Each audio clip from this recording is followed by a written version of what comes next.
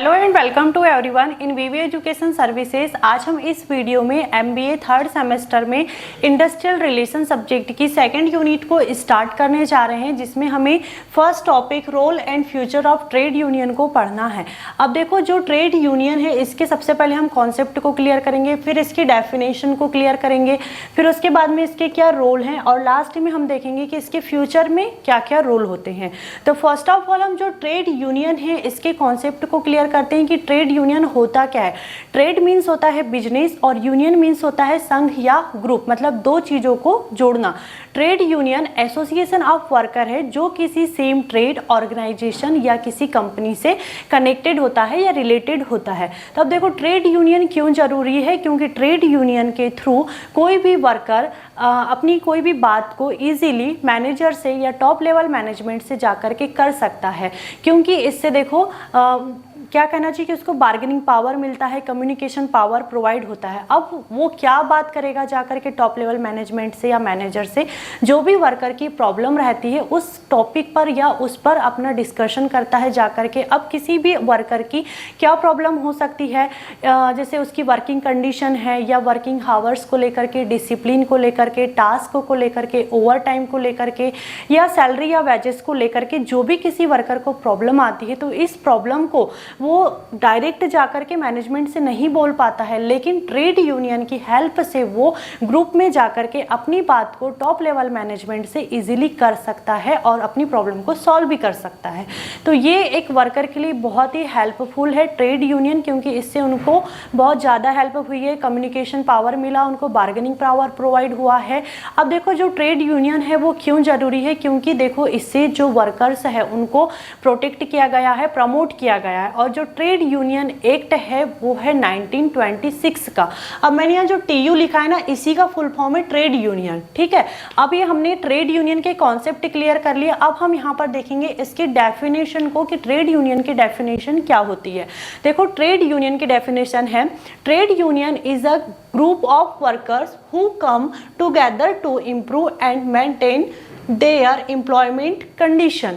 मतलब देखो, जो ट्रेड यूनियन है वो क्या है, वर्कर्स का ग्रुप है, ग्रुप ऑफ वर्कर्स है। मतलब यहाँ पर कोई एक ही वर्कर नहीं है, यहाँ पर बहुत सारे वर्कर हैं, वर्कर्स का ग्रुप है जिसको हम ट्रेड यूनियन बोलते हैं, ठीक। अब यहाँ पर देखो, हु कम टुगेदर, मतलब जो कहना चाहिए कि ये दोनों साथ में आते हैं। मतलब जैसे एम्प्लॉयमेंट कंडीशन, मतलब ये जो ग्रुप के वर्कर्स हैं, मतलब पूरा वर्कर्स का ग्रुप साथ में आता है किस चीज़ के लिए, एम्प्लॉयमेंट की जो भी उनकी कंडीशन है उस चीज़ को इम्प्रूव और मेंटेन करने के लिए।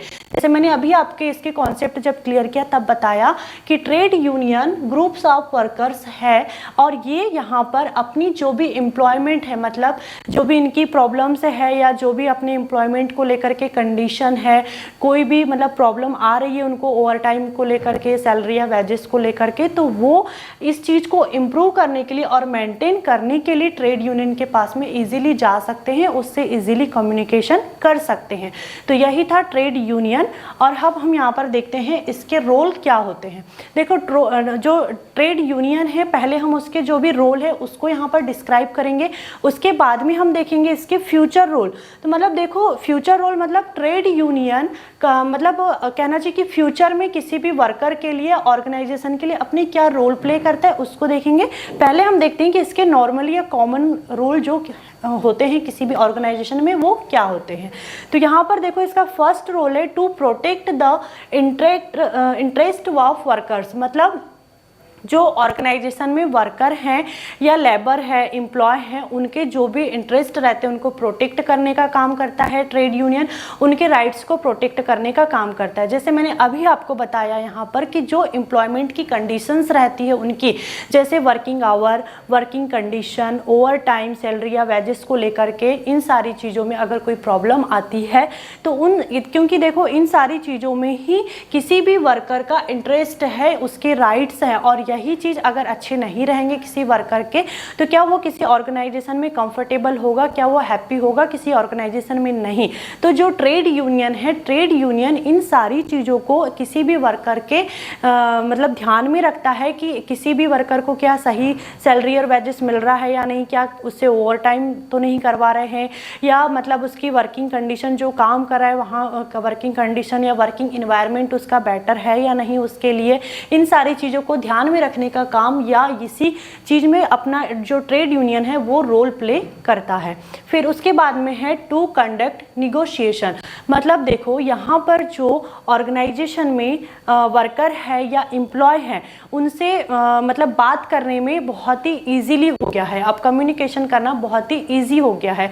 बिकॉज यहाँ पर देखो जो कहना चाहिए कि ऑर्गेनाइजेशन में जो भी लेबर है उनको लेबर को बात करने में कैसे इजीली हो गया है, क्योंकि यहाँ पर जो वर्कर है वो टॉप लेवल मैनेजमेंट से जाकर के इजीली बात कर पा रहा है। लेकिन क्या वो पहले ऐसा कर पाता था? नहीं कर पाता था। वो अपनी प्रॉब्लम अकेले जाकर के बोलने की हिम्मत ही नहीं कर पाता था। लेकिन अब यहाँ पर सभी लोग साथ में जाकर के अपनी बात को किसी भी मैनेजर को या टॉप लेवल मैनेजमेंट को जाकर के इजीली कर सकते हैं और यहाँ पर अपनी प्रॉब्लम का भी वो इजीली सॉल्यूशन निकाल सकते हैं, क्योंकि यहाँ पर उनको क्या मिला? कम्युनिकेशन पावर मिला है। मतलब वो बात करने का उनमें पावर आ चुका है अब, और यहाँ पर उनको कम्युनिकेशन का पावर तो मिला ही, बार्गेनिंग का भी पावर मिल चुका है। फिर उसके बाद में यहाँ पर है एम्प्लॉय एंड एम्प्लॉयर रिलेशनशिप। देखो ट्रेड यूनियन की हेल्प से जो एम्प्लॉय है और एम्प्लॉयर है उनका रिलेशनशिप स्ट्रॉन्ग होता है, या स्ट्रॉन्ग बना के रखने का काम या स्ट्रॉन्ग बना के रखने में जो रोल प्ले कर रहा है वो ट्रेड यूनियन कर रहा है। क्यों?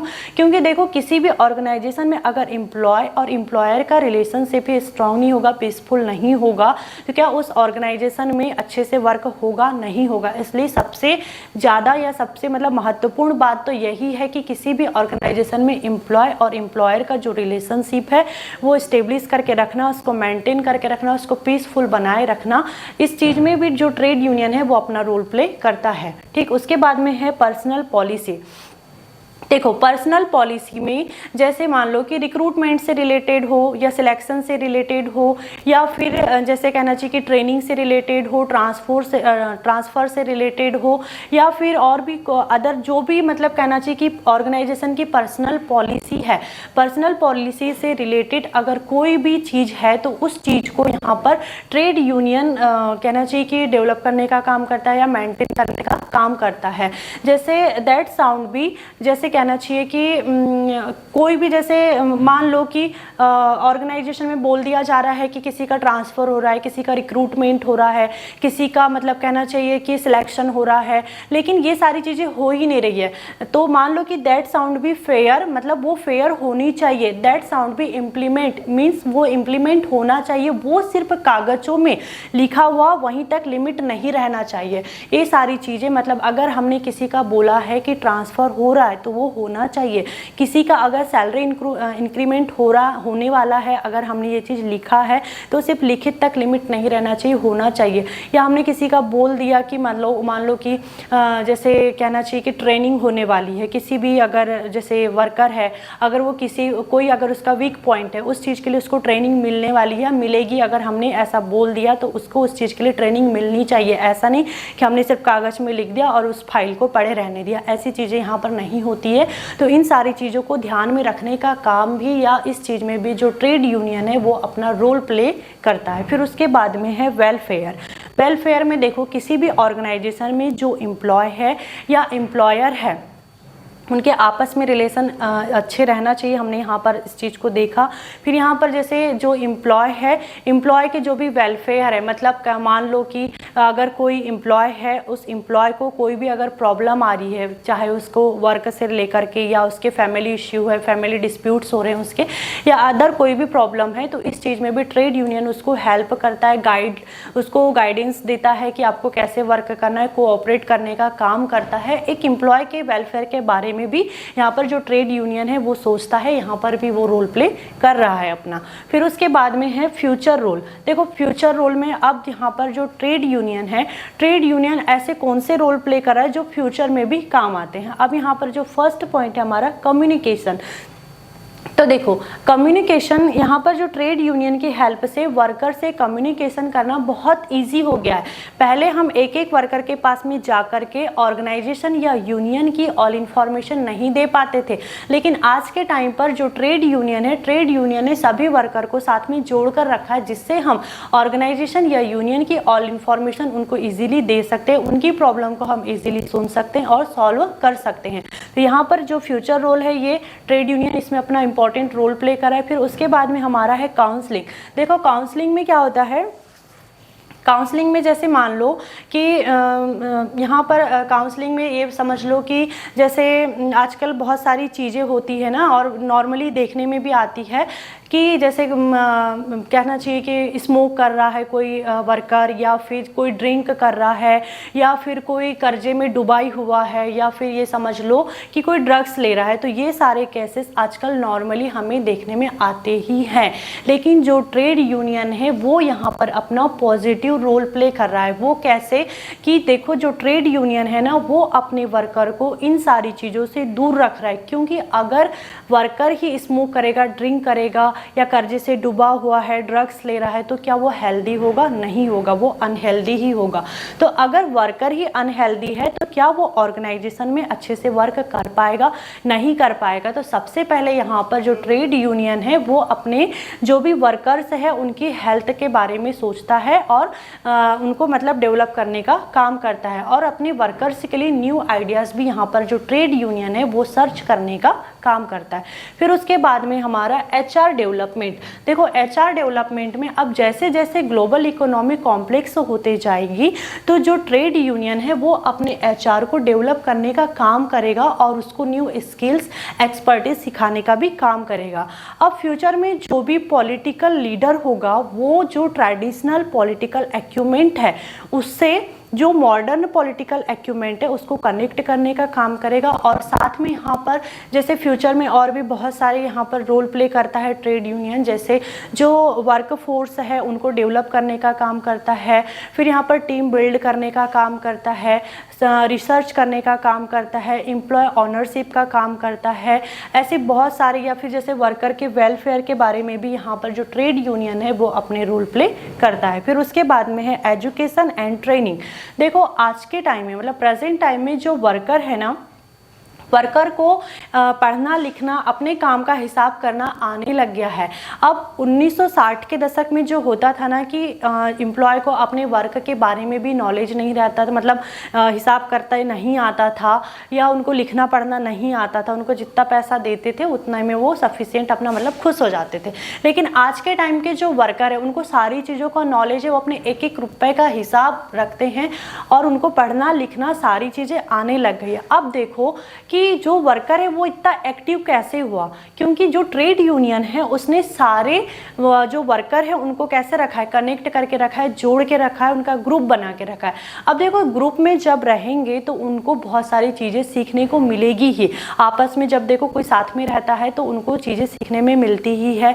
फिर यहाँ पर उनको ऑल इन्फॉर्मेशन भी प्रोवाइड होगी यहाँ पर कि हमारे ऑर्गेनाइजेशन में कौन सी चीज़ें हैं, मतलब हमारा सैलरी इंक्रीमेंट कब होता है, इंसेंटिव हमें किस कंडीशन पर प्रोवाइड करवाया जाता है, या फिर मतलब कहना चाहिए कि सैलरी और वेजेस किस पोजीशन पर हम रहते हैं तो कैसे प्रोवाइड होता है, और बहुत सारी चीज़ें हैं जो हमें पता होते चल जाती है, मतलब ऑल इन्फॉर्मेशन हमें ऑर्गेनाइजेशन के बारे में पता होती है।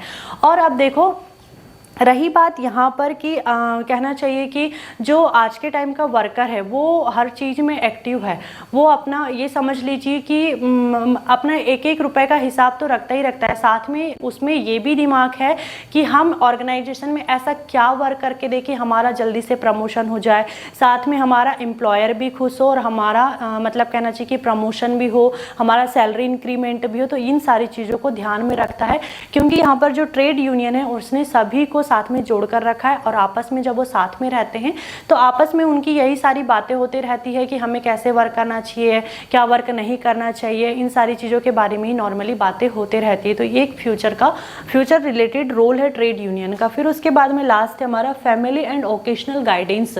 देखो यहाँ पर जो ट्रेड यूनियन है ना वो वर्कर को फैमिली और वोकेशनल गाइडेंस भी प्रोवाइड करता है। फॉर एग्जांपल जैसे अगर कोई वर्कर है तो वर्कर की फैमिली में अगर कोई फैमिली डिस्प्यूट्स हो रहे हैं तो उनको रिसॉल्व करने के लिए यहाँ पर काउंसलिंग सर्विस प्रोवाइड करने का भी ट्रेड यूनियन काम करता है। या अगर जो वर्कर है उसके बच्चों को एजुकेशन और करियर से रिलेटेड भी हेल्प यहाँ पर वो प्रोवाइड करता है।